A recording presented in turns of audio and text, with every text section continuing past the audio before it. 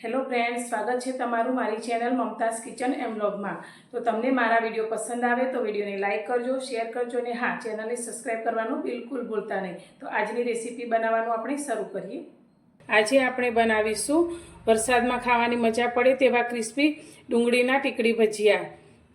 તો આ ભજીયા એટલા ટેસ્ટી બને છે અને ક્રિસ્પી બને છે જે ખાવાની ખૂબ જ મજા પડે છે। તો તમે ચા સાથે કોઈ પણ ચટણી સાથે આ ટીકડી ભજીયા ખાઈ શકો છો। તો અત્યારે આ ટીકડી ભજીયા બનાવવા માટે મેં સમારેલી ડુંગળી લીધી છે। તો અત્યારે 3 મીડિયમ સાઇઝની ડુંગળીને મેં આ રીતે ઝીણી સમારી લીધી છે। જે માપમાં જોઈએ તો અત્યારે 2 વાટકી જેટલી આપણે લીધી છે। તો હવે અત્યારે એક બાઉલ લઈ લઈશું અને આ બાઉલની અંદર આપણે સમારેલી ડુંગળીને લઈ લઈશું। તો આ ટીકડી ભજીયામાં ડુંગળીનું પ્રમાણ થોડું વધારે હોય છે જેથી ભજીયા ખાવામાં ખૂબ જ ટેસ્ટી બને છે। હવે આની અંદર અત્યારે મેં 4 લીલા મરચાંને આ રીતે ઝીણા સમારી લીધા છે, જે બહુ તીખા ના હોય તેવા લીધા છે।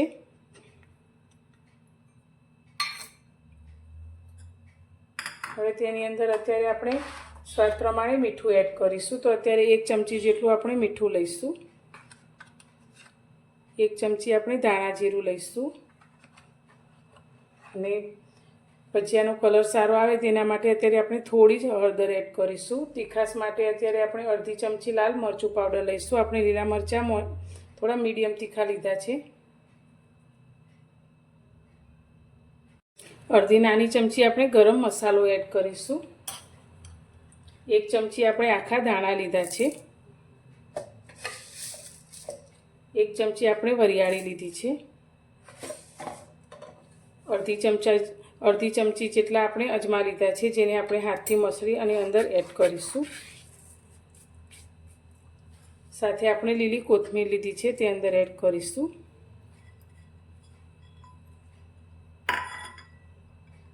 હવે બધી વસ્તુને આપણે પહેલાં એકવાર હાથથી સારી રીતે મિક્સ કરી લઈશું, જેથી બધા જ મસાલા આપણા ડુંગળી સાથે સારી રીતે ભળી જાય। અત્યારે ડુંગળી સાથે આપણે બધા જ મસાલાને સારી રીતે મિક્સ કરી લીધા છે। હવે તેની અંદર આપણે ચણાનો લોટ ઉમેરીશું। તો જે વાટકીથી આપણે ડુંગળી સમારેલી લીધી છે તે જ વાટકીથી મેં 1 વાટકી ચણાનો ચાળીને લોટ લીધો છે, તે અંદર ઉમેરીશું અને આપણા ટીકડી ભજીયા લાંબા સમય સુધી ક્રિસ્પી રહે તેના માટે 1 ચમચી આપણે ચોખાનો લોટ લીધો છે તે ઉમેરીશું। તમે ચોખાના લોટની જગ્યાએ રવો પણ ઉમેરી શકો છો।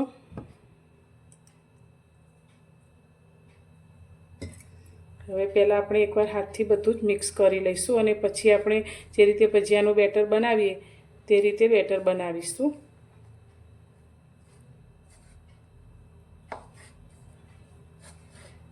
તો ડુંગળીમાંથી પણ પાણી છૂટું પડે છે, એટલે આપણે પાણીનો ઉપયોગ ખૂબ જ ઓછો કરવો પડશે।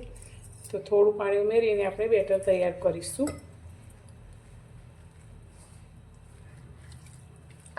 તો એકદમ ઢીલું આપણે નથી કરવાનું, પણ થોડું મીડિયમ રહે તે રીતે આપણે તૈયાર કરીશું।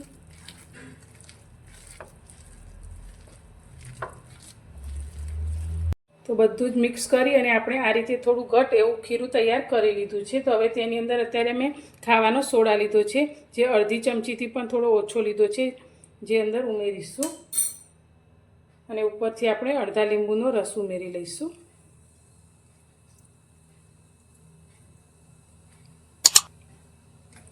ફરી એકવાર આપણે હાથથી બધું સારી રીતે મિક્સ કરી લઈશું।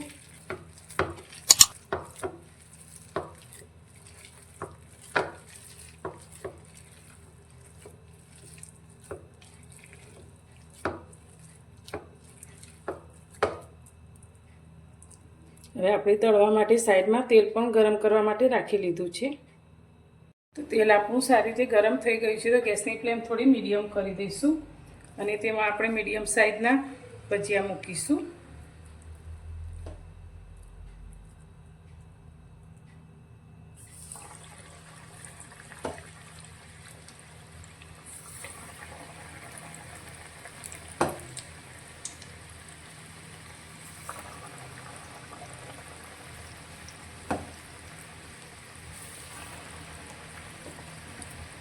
એકવાર જેટલા તેલમાં આવે તે રીતે આપણે અંદર મૂકી દઈશું।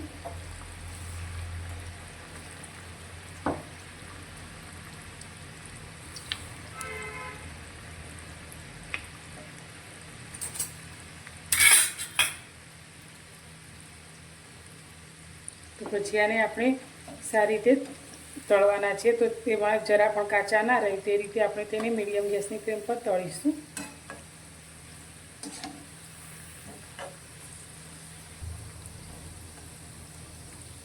ભજીયા આપણા આ રીતે તળાઈને ઉપર આવી ગયા છે. તો હવે તેને આપણે તેલમાંથી બહાર કાઢી લઈશું.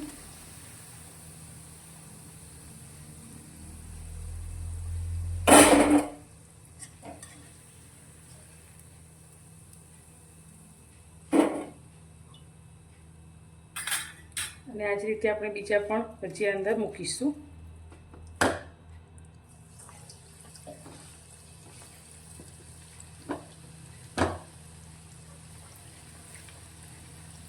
તો ભજીયા આપણા તળાઈ ગયા છે. તો હવે તેમાંથી આપણે ટીકડી ભજીયા બનાવવાના છે. તો અત્યારે આ રીતે એક ભજીયું લઈ લઈશું અને આ રીતે એક પ્લેટ વાટકી લઈ અને તેને આ રીતે પ્રેસ કરીશું. તો એક ટીક્કી જેવો આપણે તેને શેપ આપીશું.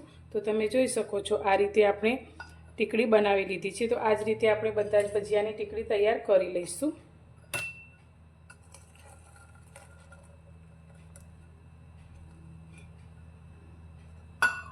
આ રીતે આપણે બધી તૈયાર કરીશું.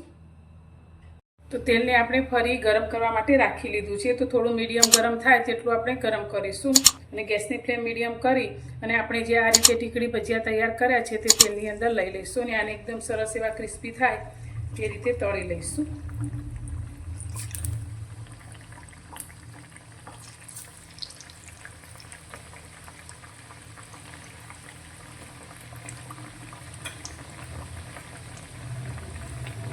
આપણા આ ટીકડી ભજીયા બંને બાજુથી એકદમ સરસ એવા ક્રિસ્પી થઈ ગયા છે. તો તેને તેલમાંથી આપણે બહાર કાઢી લઈશું અને આ જ રીતે આપણે બીજા પણ તળી લઈશું. તો તમે જોઈ શકો છો એકદમ સરસ એવા ક્રિસ્પી થઈ ગયા છે. આ જ રીતે આપણે બીજા પણ તળવા માટે રાખી લઈએ.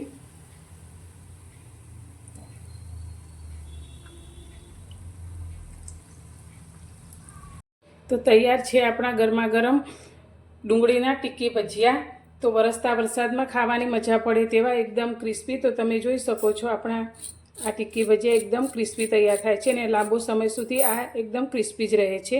તો આને તમે ચા સાથે અથવા તો કોઈ પણ ચટણી સાથે ખાઈ શકો છો, એટલા ટેસ્ટી બને છે. તો તમને મારી આજની આ રેસીપી કેવી લાગી તે મને કોમેન્ટમાં જરૂરથી જણાવજો અને પસંદ આવી હોય તો મારા વિડીયોને લાઇક કરવાનું બિલકુલ ભૂલતા નહીં અને મારી ચેનલ પર નવા છો તો ચેનલને સબસ્ક્રાઈબ કરજો. તો ફરી મળીશું એક નવી જ રેસીપી સાથે નવા વિડીયોમાં.